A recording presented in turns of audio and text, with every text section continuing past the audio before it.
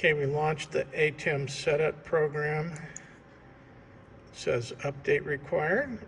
Okay, we're going to do the update.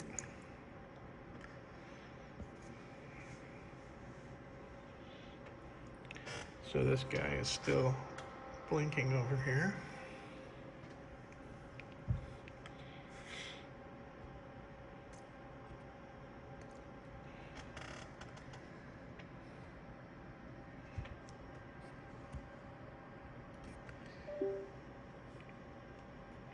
Everything's plugged in. The USB is plugged into the USB B port here in the back, not the A. I guess you can't see it here. That's it. That's B, and the one to the left is A. Okay, the update has completed. So I guess I just say done. And I noticed that the switch is now right back on, no longer blinking buttons. Interesting.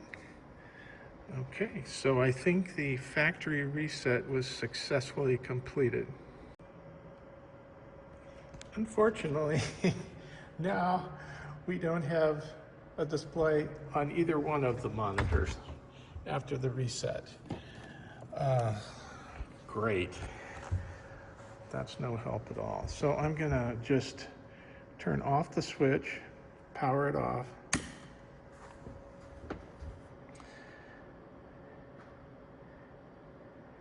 and then power it back on, saying a little prayer that we can get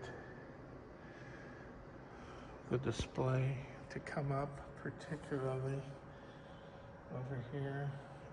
And it's no joy. Good grief. Well, maybe I have to do some settings here to get it to display. So let me go look at that.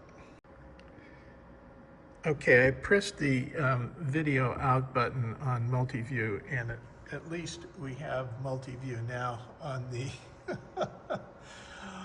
on the camera operator's monitor, but we're still no joy here on the switch operator's monitor. So maybe that's sort of a definitive statement that the MultiView is not working on the second, I don't know which one it is, HDMI out, HDMI OUT2 is not working, but HDMI OUT1 is working.